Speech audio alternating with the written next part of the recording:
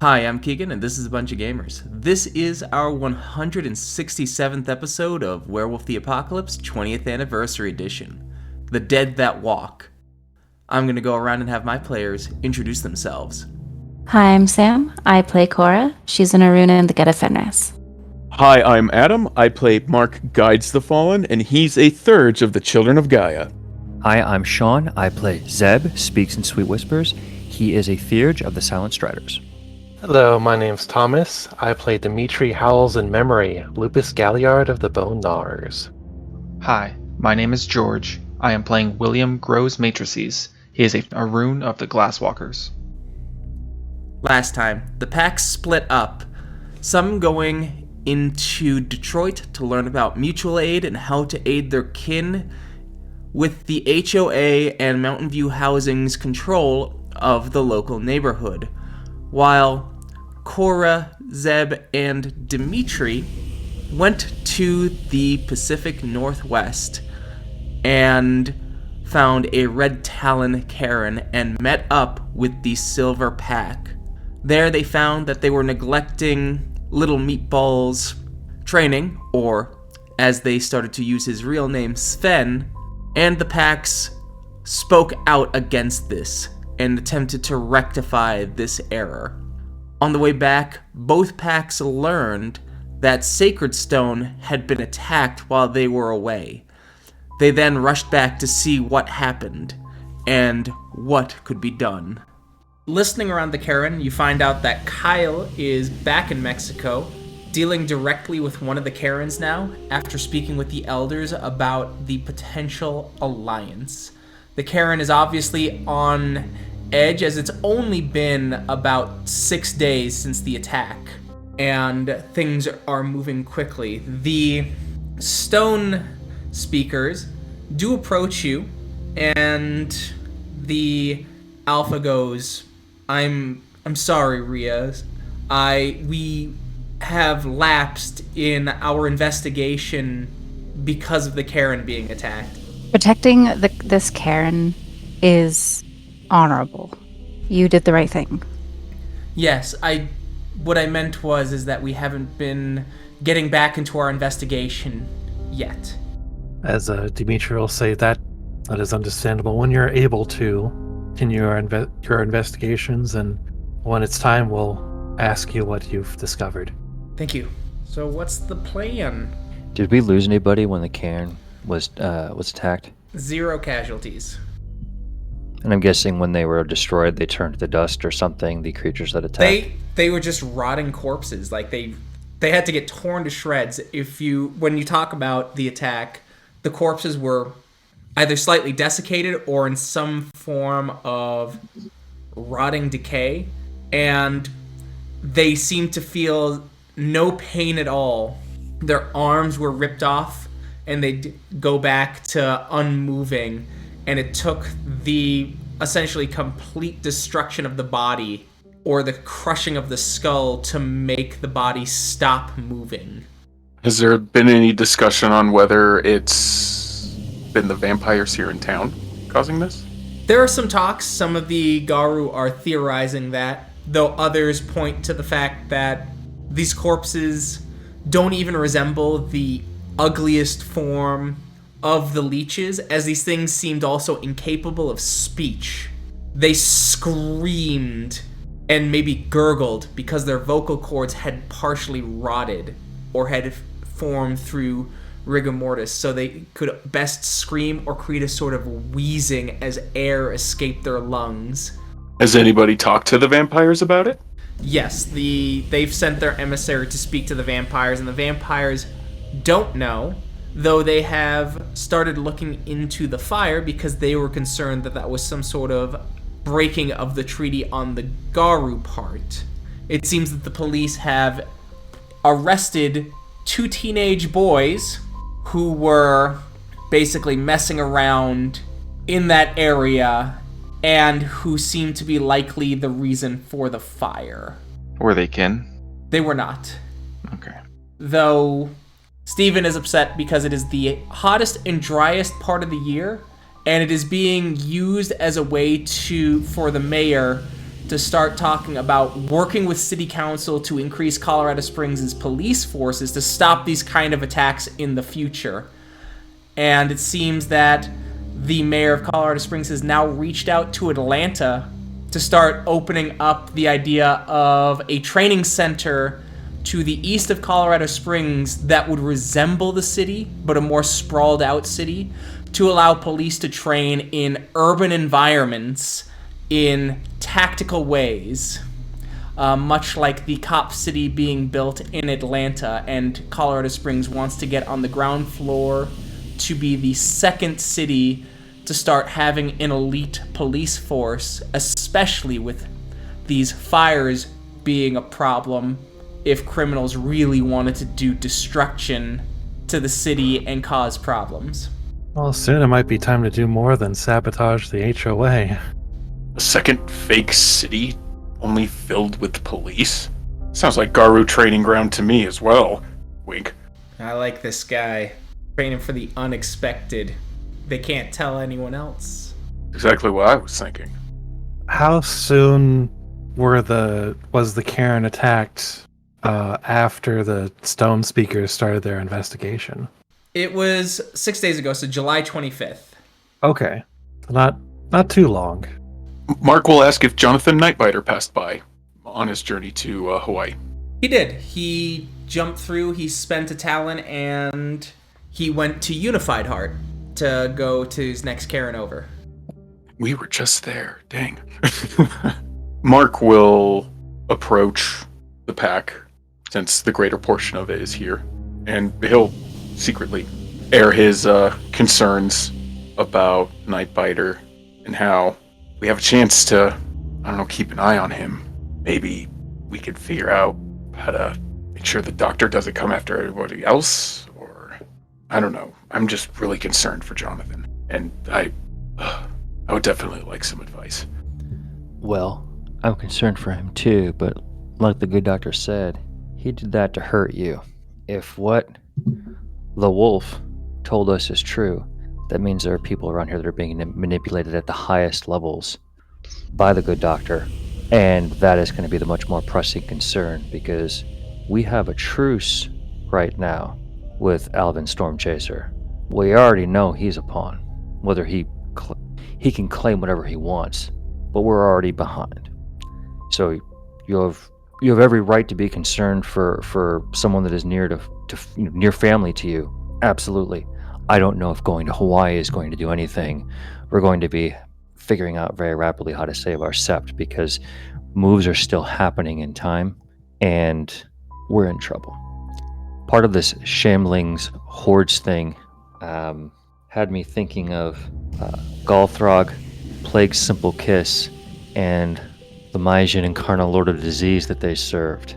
And I know that when we took down that hive, we took down a lot of black spirals, but I don't know, this feels awfully, I mean, when I think about these bodies, these things attacking us, and the leeches claim they have no idea, I'm very concerned that we're seeing that come to pass right now, that there's influence being exercised there too. I think we have many enemies.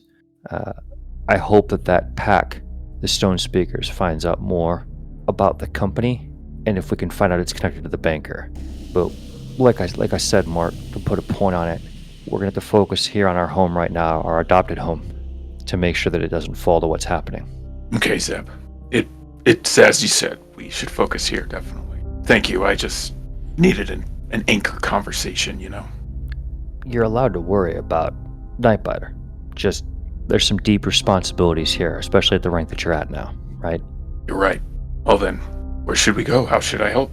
Depends on who we want to find information out first. If we believe that the banker made moves against the Glasswalkers in Denver, and that there's even a tenuous connection to what's happening here now with property, then that might be the avenue to pursue, just knowing that we're not touching the good doctor anytime soon. And I had already sent a message to Kyle to see if he could use some of his divining powers to find more names for us, to see where the network goes, because we're a little bit blind on that right now, to pull threads with something as ambiguous, right, as just a title. Maybe if the source of these shambling corpses has not been found already, we could perhaps look into that. I know the Stone Speakers are looking into the company for us, so I think we have that side of things covered for now. At least partially. Was the attack so sudden that no one noticed where the shamblers came from? They came from They actually came from partially the Manitou side and the side near Highway 24. So, as it curved around Garden of the Gods. So the corpses were shambling or at least hiding in the city somehow. So the theory that I was coming up with is that there are spirits from the Dark Umbra that are rising through and possessing corpses. Because we have enemies from the Dark Umbra. And we've seen on that, I mean, can't remember the term, but we've seen that, portions in time. George, really what you're talking about is almost like a collision. Correct. Where we've seen portions of suddenly the Dark Umbra and the Storm appear in the Umbra, right? We saw it, this months ago now, but we saw it making our way through the Umbra and what those storms, looked like as other dark creatures started coming, freeing from their bonds. Mm-hmm. So no, I don't think you're wrong. I think there could be something reaching from beyond the second veil, and I know that. Well, we know the good doctor was reaching beyond the second veil because he was messing with the restless dead there, and by messing with, he was offering them something that they desperately wanted. So it could be worthy of an investigation to go that route and take a look. Judging by what Zeb has already seen, exceedingly dangerous because it's a howling, horrible storm, but worth investigating some, or at least trying to find some information maybe from spirits that have traveled close to it, although most Gaian spirits aren't going there, right? Yeah. I have a way that I might be able to find out more information, though. It's something worth looking into, Zeb, because I have a question now. There wouldn't happen to be a cemetery on that side of Garden of the Gods near Manitou, right? I wouldn't know. I'm not native here. William can always pull out his phone and do a quick... Or we could ask Cora. Cora is native here. Is she not? She is. I'm thinking. I need to pull up a map too. The answer is yes. Is it? Well, is it that one that's right off of I-25? And well, it's there's the one in Manitou. There's technically like 3 right next to each other in Manitou. I have not seen the cemeteries in Manitou. I have not either. Since these shamblers are corpses, it might be worth investigating these graveyards. Well, it would make it easier to step into the Dark Umbra from there. Well, as Zeb pointed out, Gaian spirits wouldn't be attracted to these areas. So what's happening at the graveyards? I would think maybe a particular absence of Gaian spirits in graveyards would be an indicator of something. Well, two different things, my friend. There are spirits of death that are Gaian. You and I have summoned one before. Right. What exists beyond the second veil would be different. So there might be spirits of death. There might be spirits of death that we could talk to that exist there that could tell us some things they've seen. But a lot of maybe the information we want to know about the good doctor per se, they might not know. But remember, this whole thread started with us, these 2 years ago, talking with a death spirit that we carried with us for a time. Right. If only we were wiser then. If only. I think our investigation could take place there to speak to some of the death spirits in the graveyard on that side. And additionally, I could maybe try and see about pulling some of the restless dead to a place that we could talk to them that would not result in us entering into the maelstrom that's ripping through there now. What I don't want to do is destroy a bunch of them. So I want to look and make sure that I don't inadvertently kill many ancestors of people and destroy swaths of the underworld out of hubris. So I think passively we can talk to the death spirits in the graveyard to see what they've seen. And if we want to know more, we can try to do that. I think it'll be worth it. I'll help you. If the pack wants to come along with me. Yeah, I think it would be a good idea to take a look into. Yeah. Of course. All right. Yeah, it takes about an hour and a half to walk from the Cairn into the cemeteries of Manitou, and you do notice that there are police do not cross lines in the area, as there seems to be several exhumed graves. Well, we know where the bodies came from now. Zeb, you gaze into the dark umbra. Yes. Yeah, I can do both, so I can look into the penumbra first and then the dark umbra from where I'm standing, so I can Okay. interact. Yep. All right, so you look into the penumbra, and there are a few death spirits moving around. They seem excited, jolted almost. And when you look into the dark umbra, you see the raging storm, winds blowing, trees cracking and breaking, and several spirits of the dead getting flung, and their matter disappearing. Keegan, is there law enforcement and such around right now, or are they the only ones out here? You are currently the only ones out here. Law enforcement clearly still have this place, cordoned off, but they have clearly done their initial investigation when someone came to the graveyard and noticed a bunch of disturbed graves. What time of day is it? It is, because you guys got there pretty early, I'm going to say it's about 10 a.m. Well, we're just going to be mindful of staying outside the caution tape. Zeb is going to do like a really painful exhale and spend a gnosis. Okay. Kin, what's happened here? It's very exciting when it should be tranquil. And real quick, what was the gnosis spend for? The death spirits that are around to basically get one of them's attention Oh, to come got and it. speak with him. Got it. The spirit turns and goes, "The dead rise. Another one is in its body now, shattering the natural order. She just arrived." Can you show me where? Yes. I'm guessing I'm crossing the tape. You are crossing the tape, yes. Okay. I'm guessing there's no real way to hide as we walk across through here. You can try and do a diff 9 dex stealth roll to shimmy behind gravestones that are pretty close to the ground. I think the rest of us can keep a lookout while you do your investigations. Zeb. Challenge accepted. God damn, look at that. You avoid notice. Barely a blade of grass is turned until you get to the grave, and you do hear a kind of rustling under the ground. How far in am I? You're about 2-3 rows of gravestones in from the main entrance. Anything noticeable about the okay, with visions of Dewat up and I look down, is this clearly like a wraith in a body here? So looking through visions of Duat, it looks like there's no wraith there, but Okay.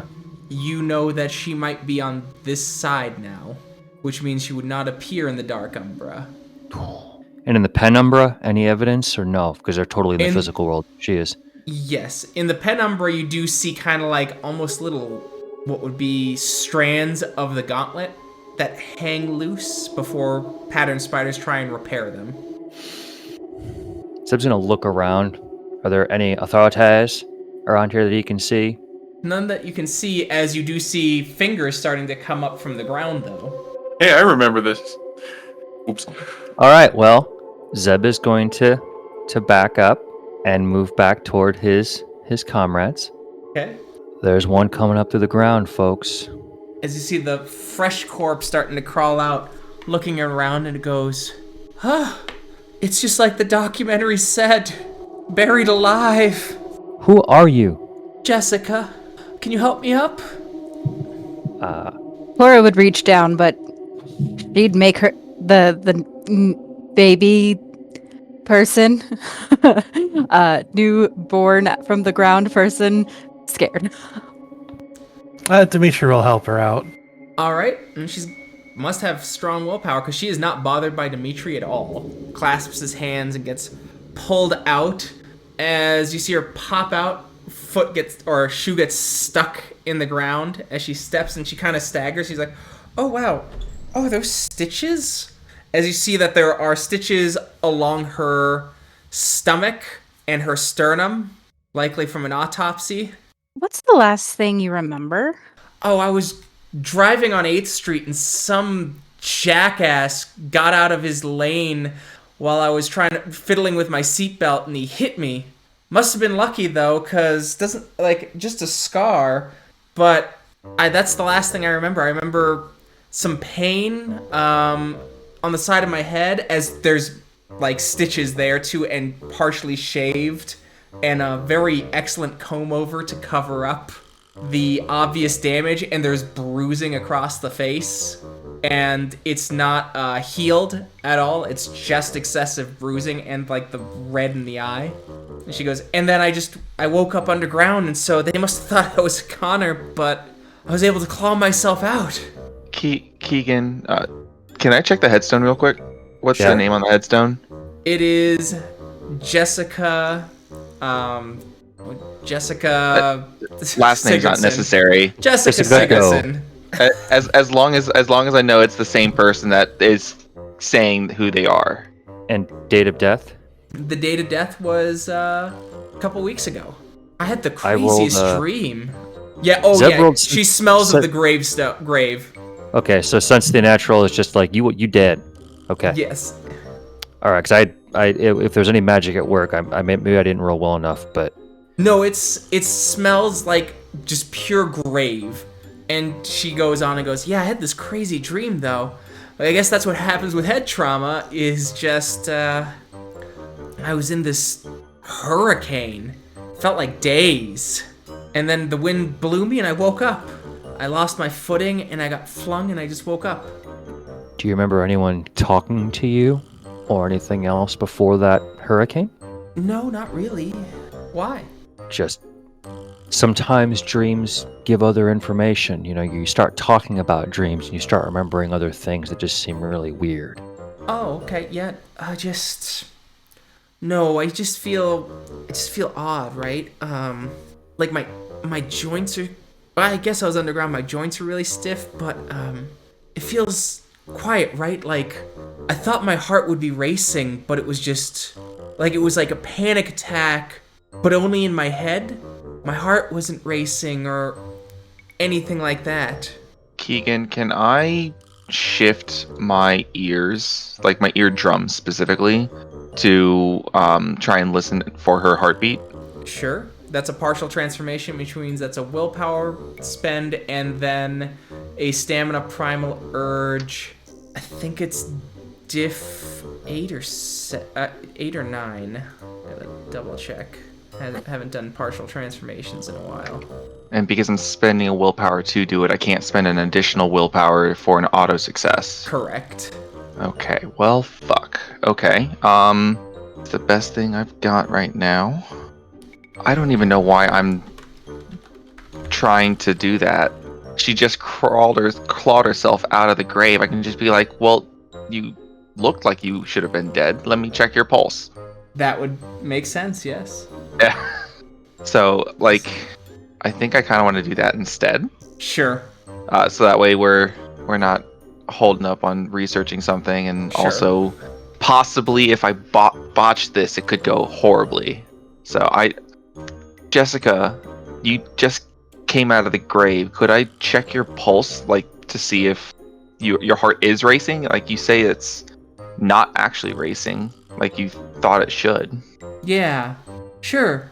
And it is diff 9, for the record. Okay, so I won't do it, but diff 9 for the future. So she puts out her arm, and that would be a dexterity medicine. Well, fuck. Okay, well, what's the diff? Or, it would be simple. It'd be diff 5. So 7. Because I have no meds. Let me see. As you're putting your hand around it, there's just nothing. No pulse.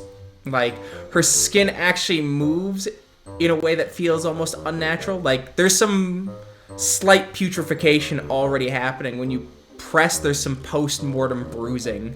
He's like, hey, not so hard, right? Wow. And, like, for that much bruising, I didn't feel any pain. Hey, Jessica, let's go find somewhere to sit down. You must be tired.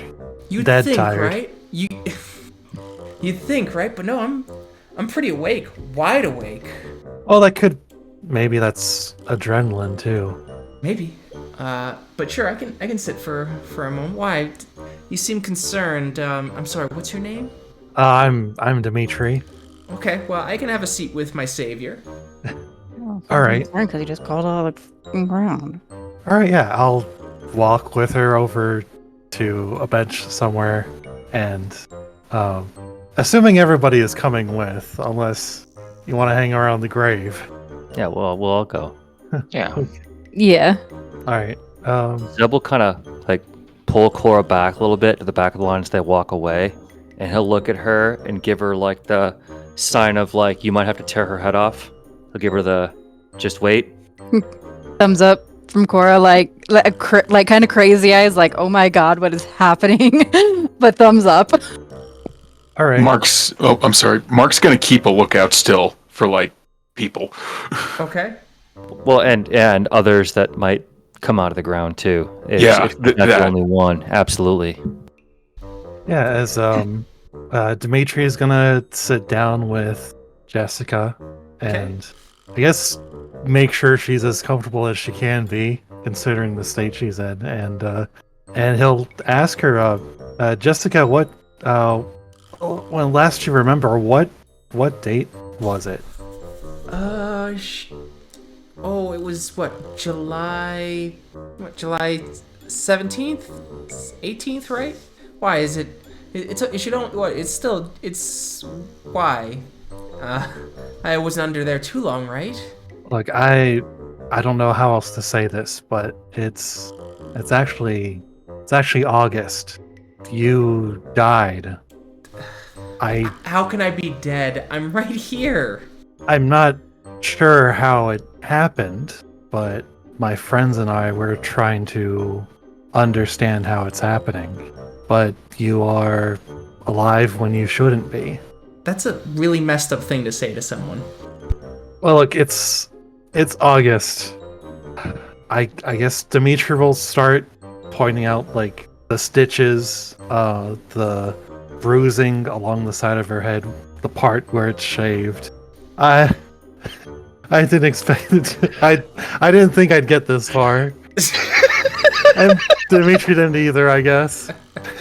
Hey, like, the scar, yeah, maybe that was from the car crash, and the bruising, I mean, it happened a couple days ago, right? Like, if I got knocked out so bad that I'm out for days, come on.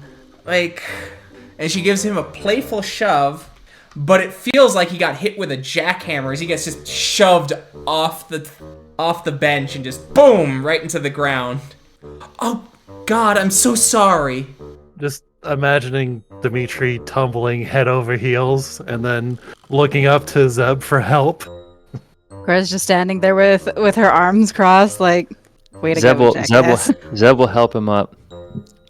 As she rushes over and she starts, like, trying to pat down the dirt, and it's like she's trying real hard not to do anything, but it is hitting hard. I actually need you to roll stamina in your Hamid form. You need to get 3 successes to avoid all bashing damage. Oh, boy howdy, I have 3 stamina. While he's rolling that, Cora will just be like, whoa there. 2 bashing. I think he's okay. You're right. I'm sorry. I'm so sorry. Just take a second to get your bearings. See, things like this have been known to happen. It's just pretty wild.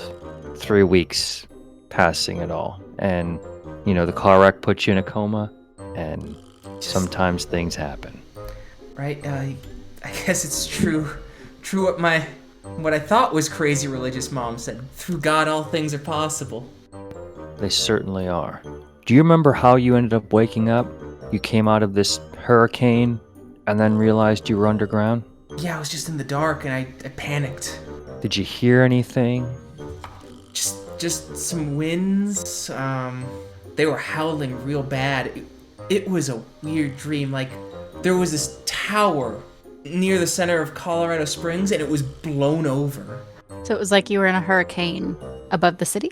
In the city. Like, there was a hurricane in the city, and then there was this weird, like, every building looked like it was never taken care of. There were these weird monster people getting blown around, some disappearing, some staying where they were.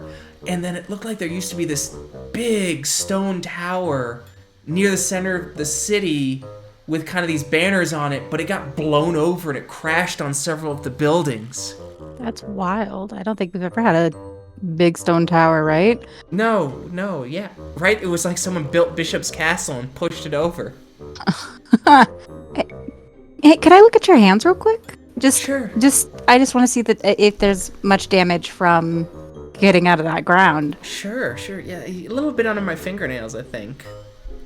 She'll look them over. Is there like bleed, like where it should be bleeding, but isn't, like scrapes on her fingers Yeah, there's scrapes, but it's all coagulated blood. Okay.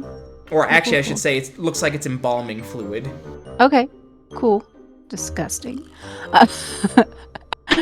Alright, well, as long as you're not too much pain. No, nothing at all. I feel great, honestly. Like, shockingly so. I feel like shocking might be an understatement, but yeah. Yeah, I guess I just, I don't know, right? But like, feeling good emotionally, mentally stable, and like in relativity to like bursting out of the ground like a flower, you know? Yeah, no, I feel really good. I do. It just, I don't know. It feels weird. It feels like my body's really quiet. Like when you're laying down and you have your arm under your head and you can kind of hear your blood moving. It's less of that. Yeah, exactly like that. Yeah, just nothing. Just quiet. Okay. Cool. I don't know. Little other things too, just, I don't know, it feels like, you know when you hurt yourself, you scrape or something like that, you kind of, after the blood coagulates, it feels like, you know, you're good to go. There's just none of that sensation. It's so, and I got all these little cuts, and my blood looks a little weird as she smears it around. Yeah, I'd say so. It's kind of well, odd. Yeah, right? It really odd. Maybe I should go to a doctor's. Out of character, do we know any doctor? Any Dr. Kinfolk? Just where this is out of character. Like, are we done asking questions?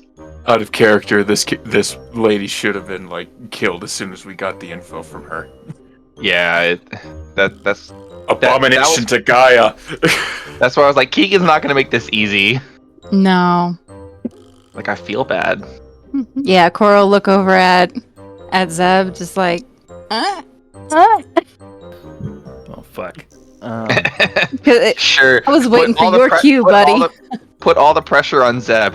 No, because this is one of these things where keeping her calm and just trying to sit. I'm waiting to see if what Zeb wants to know is if this devolves into her becoming like a rampaging psychopath. Like if she continues to degrade. Like, yeah, basically, if suddenly over a short period of time, all of a sudden she becomes incredibly hostile and wants to kill everybody. Like, Zeb wants to know how much time we've got when something like this happens, because if other people encounter them and they just kill them outright, fine. But if if people see normal people and it doesn't, they're not lucky enough to see just a group of werewolves or other supernaturals, it could be really, really fucking bad. Because they might do what we're talking about doing right now. They bring them to a doctor, and then all of a sudden something really terrible happens.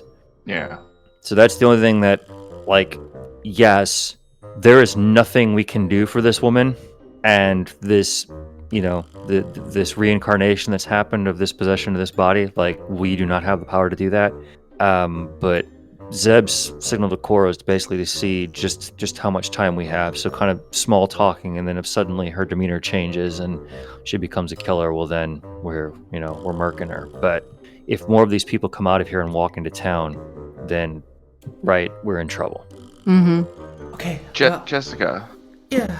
I have a quick question for you. In your dream or your nightmare, whatever you want to call it, do you remember any names of people that you might have communicated with, even if they're just generic, like the doctor or the good doctor? Look, I'm really happy you helped pull me out, but I think the dream is the least important factor of what happened here. I was in a car crash, I was buried alive, and I either need to go to a doctor or I really want to go home. And asking 20 questions about a weird dream just seems like a waste of my time. the way the brain works to process information is very odd at the best of times. And that's why I'm just asking questions to try and make sense of it all. Like, what you've gone through is traumatic, but the sooner we ask and get answers to these questions while they're fresh, the better things will turn out for everyone. And us watching it and you living it. Okay, I guess it makes some amount of sense, but no, I don't. Nothing about doctors at all. Really, no. I did meet one guy. Well, he tried to be very nice. He came from that crumbled stone tower. I think his name was Hank. He was he tried to help me out. He'd mentioned that things had gotten crazy and something about some city falling. It sounded like it was from a fantasy novel or something. Stygia? Yeah, that was the one. Hank was like a soldierly kind of guy? Yeah. Very sweet Okay. for the most part. Yeah. I guess my brain knows how to pick them. What did he say to you exactly? Just that, and like I said, I was just trying to process things because it's a crazy dream and it feels like it happened over days, right? Is something about Stygia falling and the Legion breaking and some getting sent to unknown, some getting sent back to their bodies. It's just that the maelstrom sends where it will, and that some are staying behind and trying to avoid the worst of the winds. And he suggested the same for me. That's pretty good advice. I guess so. I guess I didn't listen, because in that dream I got swept away by the winds.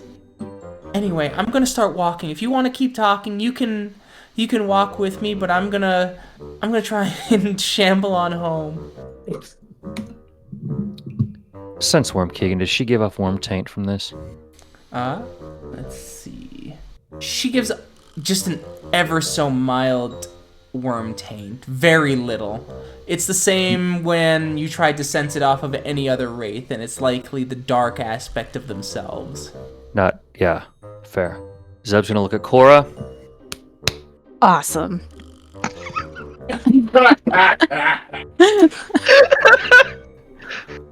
Vale, Cora. Oh, yeah. Hey, Jessica, check out those flowers over there. Let's see. How do I get her? Okay. Huh? How are you doing it? What you trying? So I'm trying to set the scene in my brain. So we are surrounded by cops. No. No. You're surrounded by police tape. The cops aren't there. They've Okay. investigated. Okay. There's no one around, really, is there? Like, there's a couple of houses nearby because the cemetery is still near homes in Manitou. Right, okay. Oh, Jessica, Yeah. come with me real quick. You dropped your shoe crawling out of the ground over there. Oh, I know. It sucks. Yeah. Here, I'll come with you. We'll get it back on your foot so that walking will be easier getting home. Oh, thank you. Sure. So, we'll go over there. I'll wait till she's like bending down to tie her shoe, and we'll just like watch her and just like and rip her head off, like break and rip. Okay. So, you get to do a Dex Brawl Diff 5 first. Alright. And I'll roll over because she's not suspecting anything. I just want to make it. Not human, unsuspecting. Fair. Remember, we were told that only breaking the entire body or smashing the head destroys the shamblers. She can smash. That's She can the football. two. She can spike the football after she's Right, done. right. I just wanted her to remember that, so that just in case that, Fair like, if she enough. forgets that, you play out that she has a talking Jessica head in her hands now. Zeb is gonna take a very scientific approach to this. He's gonna stand off, hands behind his back, observing very closely how this plays out, looking into the Umbra, looking at her, kind of just watching this happen. The Thurges will observe the Aru network. Both of you sitting there. I'm a way more ethical scientist than Dr. Appleton. I was just thinking that. Zeb has never claimed to be ethical. Just honorable. It's fine. So no, we'll do crack, yank, smash. Okay. Well, we'll do the crack first. So brawl, dex brawl. Hey. So 2 rollover. Okie. And we're And diff 6. cool. Are we just gonna do strength? Yes, strength plus rollover. Okay. Roll 6, 8. 8 wad 6. Her neck doesn't move, and she goes, "What the hell are you doing?" And she punches you. Perfect. I love that. Love that. Cool. And I'm gonna say you don't get to dodge because that's pretty Fair. unexpected. Yeah, fair. I'm know, surprised that I was not able to get her head correct. Yes. That angle, I guess. Okay, you do get to soak though. Okay.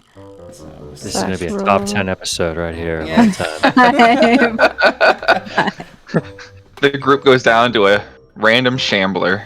Kind of wish we had like an animator so like someone can animate oh wait, this scene. you're in Hamid form, right? Yeah.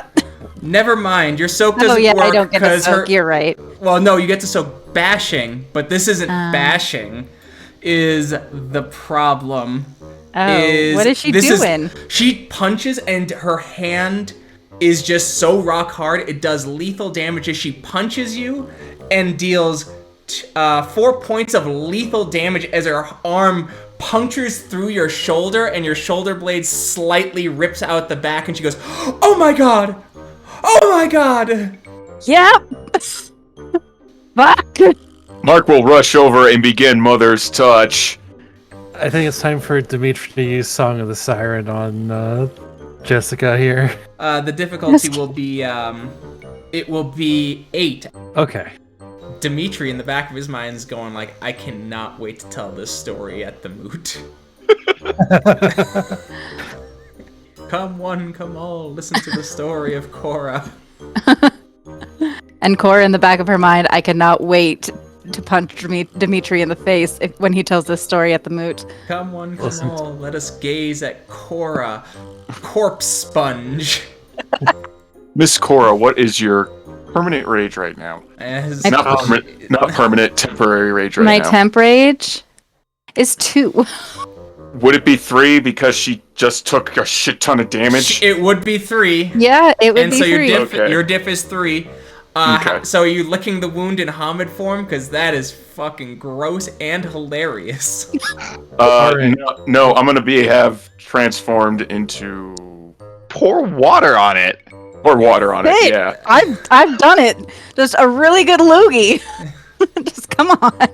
Okay. Yeah, I guess I'll spit on it and I'll just rub it. Okay. Okay. Rub some dirt in it. Hang on. Back up, because Dimitri was going. Yeah, clarification on the gift. So I'm spending my last point of Gnosis to activate it, Okay. and then packmates automatically resist it. Okay. And then- Oh, but everyone else does not. They have to, right? So that'd be Yeah, Cora and Mark. Bitch. Yes. So all others in earshot whose willpower is exceeded are affected. Fantastic. So for 3 turns. Yep. Unless 1 willpower is spent per turn. A free action, which means like talking, Yeah. not doing anything. So she just Jeez. kind of stops. So it looks like it's fallen to me to take care of the deed. You got 3 turns. Yep. So I'm going to make this quick. Are you sure about There's that? no Dan? one. I'm gonna hope. So Nope. I'm gonna look around. Is there anyone that I can see visibly right here right now? No. Quick glance around. No. But that is Cool. 1 round. I'm going to spend a point of rage to shift into Krynos. I'm going to spend another point of rage to activate Razor Claws. That takes 1 turn of action to Yep. activate Razor Claw, so you got 1 turn left. All right. So now I am going to go ahead and I don't think Silver Claws is going to help here. So I'm just going to literally just try and slice through her neck. Do you want to And do then try multiple and- attacks, just in case? I'm sorry. Do you want to? Yeah, I'm. Okay. So this is what I'm Got it. envisioning. I'm going to try and slash through her neck to like cut her head off, and then try and spike her head or crush her head. Or what I could do is just literally just claw at her head 3 times. Right? Okay. 3 times. We'll do this. So yeah, we'll narrate that based on successes. Okay. So I attack 3 times. And she can't move, so no dodging. Yeah. So what is it? All right, 2 2 roll over. rollover. There it goes. There we go. 7, so 5 damage on the first hit. Okay. So she is still up. Okay. So I roll 9 again. 6 rollover. rollover. Another 6, so 3 rollover. Or 3 damage. 3 damage, and you did. And still up, like the corpse is ripped apart, mangled, but she's still together as you're just trying to rip her head off, cutting through. You got 3 successes. 4, and then you did not botch, but you got a -1 on the soap for the third. Zero successes. So you rip the head off, the body goes down as you see embalming fluid just kind of splat behind it. Song of the Siren goes off as she looks up at you and then screams as loud as she goes, "Help me! Help me!" And then I'm going to shift back to Hamid and get the fuck out. Don't you want to smash the skull first? You only got just enough to rip the head off, so the head's just screaming, Okay, "Help me! Help me!" Well then, and Krynos, I will smash the skull and then spend a point of rage to shift into Hamid afterwards. You don't have to spend the rage for Hamid. Boom. Okay. Oh, that's right. Smash as the head gets crushed, the body jolts and stops, and you guys start getting out of there as quickly as possible. As you see, like, people looking through, you see a couple people looking through their windows near the cemetery, like, what was that? And then they see you guys fucking rushing out. Except Zeb, with his fucking 4 successes. Whoosh, whoosh, whoosh. He's perfectly dodging between you guys, so he's behind you guys, so they can't see his face. So they only see you guys. And you spend another hour and a half running back to the Karen. William, well done. Cora, I hope you're okay. I'll be fine. Howls-In-Memory. We'll have to be very careful when we use that next time. I'm sorry, Zeb. I panicked. I did not want a full fight in the cemetery. I don't think you made the wrong call, per se. I think it's all fine. It all worked out. We held together. But we learned a lot. There's apparently been something significant that's happened beyond the second veil. And if this can happen to where these folks can just be talked to, and they didn't automatically become murderous, ravaging monsters, this is a bigger problem. Because surely other people have maybe just walked back into town to be seen at a hospital or a doctor. Then do you think the bodies that attacked the cairn, do you think they were maybe kinfolk that passed away and were trying to find their kin? Or No, not kin. I think those in particular, something else happened. They could have been manipulated. It could have just been they were extremely violent. Something else happened. I wanted to say is that woman Jessica, I wanted to see what would happen if she would become violent. And she didn't. Even she was more stunned and surprised when we began to attack her. So something else happened with the others. What I'm saying and my concern is that if someone like Jessica came back to life, well, rose from the dead and walked all the way home and saw their doctor, that there are people in other places that have done this now and have just re-entered society. I think if I were a more nefarious entity, I would be taking advantage of that very quickly, like the good doctor. That's a good point. It makes a lot more sense now why it was so difficult for our warriors here, because imagine if that woman was fully enraged. Yeah, she was. I should have been easily able to rip through her. It was not the case. And what she was able to do to Cora Two-Hearts shouldn't have been possible either. Even an average strength human with some kind of augmentation, that's incredible. It's very dangerous. Yes. If there are people passing through, Keegan, Zeb will try to pass that information on to other folks, especially because we received the information from another step previously. Yeah. And one of those things we cast out, tell what we learned, tell what we encountered, and that there's both the ones that might stay calm and others that become extremely violent, and we're not sure how that happens yet. As they nod and accept that they start spreading messages about the corpses that walk, the different types, things like that. So what's the plan now? I would like to go talk to the kin. So I'm torn. Should I talk to them first because I just got into town, or should I try and set up a meet with the mutual aid from Denver, or possibly here in Colorado Springs? Because I didn't actually do that research to see if it's there, if it's here local. You could do that research now. You've Yeah, got I'll, phone, right? yeah. I'll go ahead and pull it up, see if there's anything here local. Okay. If not, I'll just reach out to the Denver and see if we can try and get them to help here. Okay. So you do find a group. There is a group that might be able to help, at least with the kin here. There's the Colorado Springs Western Slope Mutual Aid Group, who do things like trying to help the homeless. A lot of their work is still masking up and driving groceries to high-risk groups for COVID, and things like giving money to community networks or community members.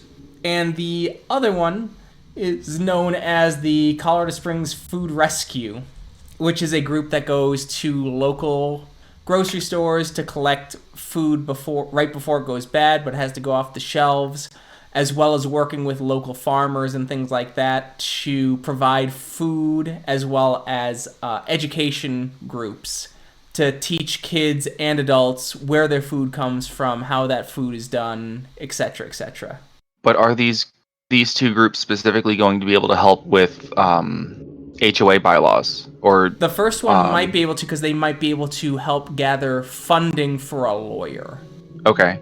And the other one, their main mission is for Colorado Springs to become more food independent. Looking at their website, they bring up that they go out for hunger response, they take donations, and let's see, and just a bunch of stuff like that. So Okay. Then I'm going to start with the first one. Okay. The Colorado Springs Western Slope Mutual Group. Mutual aid. And mutual aid, I'm sorry. Let me change that. I'll start with them. Let's see if we can get a meet, and I can try and get Hank to join us. Okay. Yeah. He agrees. He's ready to do whatever it takes to try and help out this group, especially with the kin. Mm-hmm. So that's going to be what we do. Get lunch somewhere. And to the rest of you here, if you would like to join us for lunch, you also would have some great ideas to aid us. You're welcome to join. Free meal. Wink, wink, nudge, nudge. Dimitri will come along. I knew you couldn't pass up a good burger. Yeah, I'm not going to turn down free food. Plus, we can hand out any leftovers. I think Cora will stay at the Sept, do any Sept duties that she's able to do, and try and help out around. Okay, so you can do some guardian duty. So you guys go. Hank and Tim both meet you. They both shake your hand. Or your hands, I should say. Yeah, shake back. And who are we meeting here at this restaurant? So Tim and Hank, and then you said the member from the mutual aid, right? Correct. And so they send someone. Her name is Jessica. She's a white woman, red hair, likely died. As she kind of walks up and goes, "Hi, I'm Jessica. Nice to meet you." Nice to meet you, Jessica. I'm William. Nice to This meet is you, my family and friends, Dimitri, Hank, and Tim. Oh, it's great to meet you. So, William, what is your temp or permanent rage, whichever's higher? Thank God I spent a ton. It should be 6.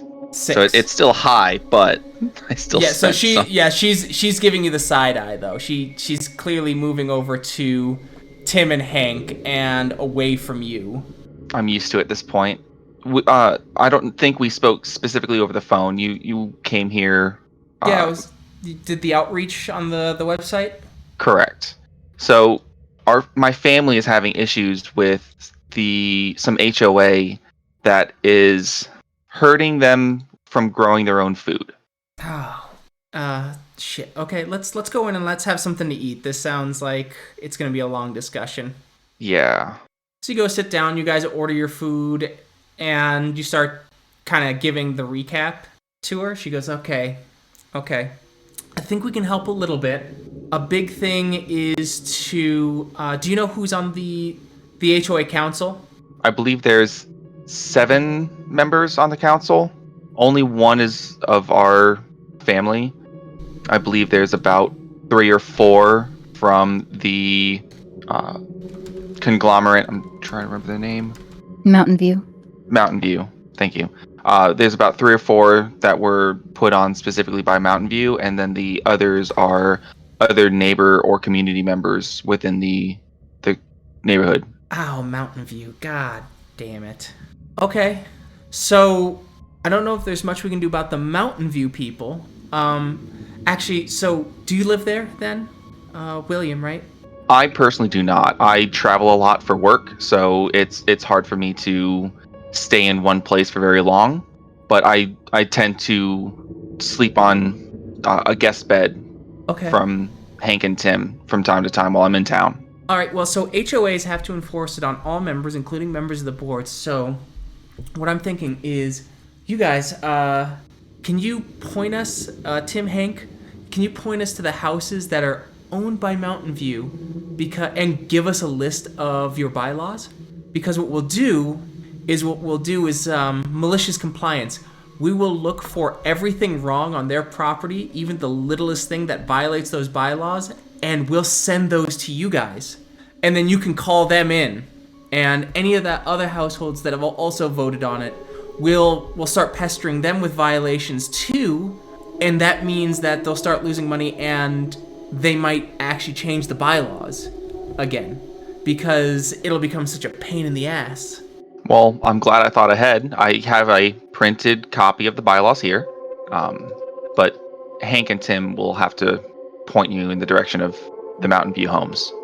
Awesome, yeah, we can do that, and then we'll start asking around. We'll start Venmoing, getting members to ask if they can Venmo us, and we can try and get you guys. Actually, do you guys have any kind of like online banking thing or a online account for taking cash? Hank and Tim go, yeah, we do. Okay, if you give me that information, we can set that up in our head novel groups, in our quickie crackers, and on our Y accounts. We can start putting that out there and start asking people for donations, and we'll get the QR code, and we'll try and build up money so you guys can get a lawyer, and then we can try and take them on in court. And we can get the whole community involved there. While you guys take care of that, and while we got your back and we start calling them in for violations of their own stupid rules.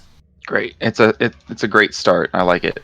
Yeah. So we'll get that started. Yeah, thanks for setting this up as the check comes in. Gets split, all that. And Cora, you do your SEP duties. Where on SEP grounds do you want to start investigating for anything? I'm thinking from Manitou side, around the back, because I know that there was a lot of issue with, like, a lot of concern with the attack coming from that way. Okay. So. Cool. And physical realm or umbral realm? Umbral. Umbral. Okay. So. Because I know a lot of attacks came from the physical realm, but. Yes. But. Okay, I need you to do perception alertness, and we're gonna go diff 9 minus your occult. So diff 9. Nah, I don't see nothing. So looking around, nothing that you can find. Yeah. A slight sense of unease, but that could just be the change of the umbra. The whole the umbra is hot, the gauntlet is thick.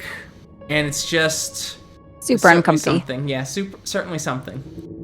All right. Sweet. It is so we're gonna say it's been about 2-3 days after setting everything up and talking to people and trying to get stuff going. So we'll go 5 days for Cora to finish up her SEP duties and get off. So it's August the 6th, and the Stone Speakers do reapproach you, and they do say that they found one other thing out that is concerning, in that the worm is actually quite powerful in the neighborhood now, and it's because a lot of chemicals are being used to take care of pests because there's strict pest controls.